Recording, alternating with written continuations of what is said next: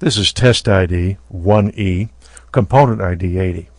It's the after catalyst oxygen sensor, B1S3. It's the rich voltage test results. The component ID 80 indicates we have a minimum limit.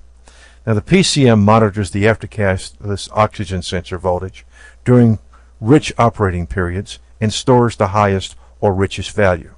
Now the values aren't converted into measurement values by Chrysler, so use the data as a relative indication of performance. We'll use vehicle data to show typical results. Now here we are looking at a traditional scan tool.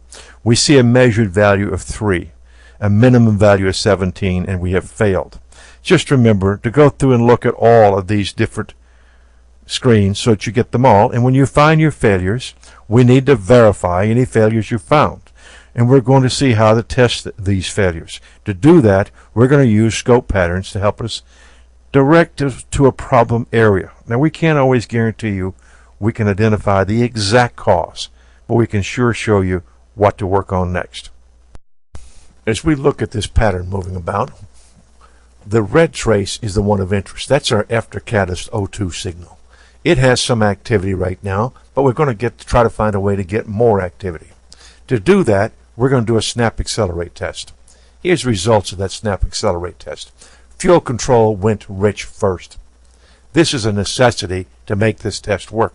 Next, we're going to look at the after catalyst O2 sensor, and it's here. Now, it went rich also.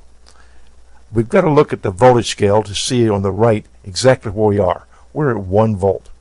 So if we look back at how high the red trace went, we see it reached 1 volt. This is the type of testing we can do. Now, remember, the fundamentals to make this test work is that fuel control must go rich before the after catalyst can go rich. The snap accelerate test accomplishes this. We can do this type of testing and verify it.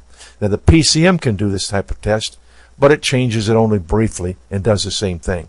So use this to verify mode 6.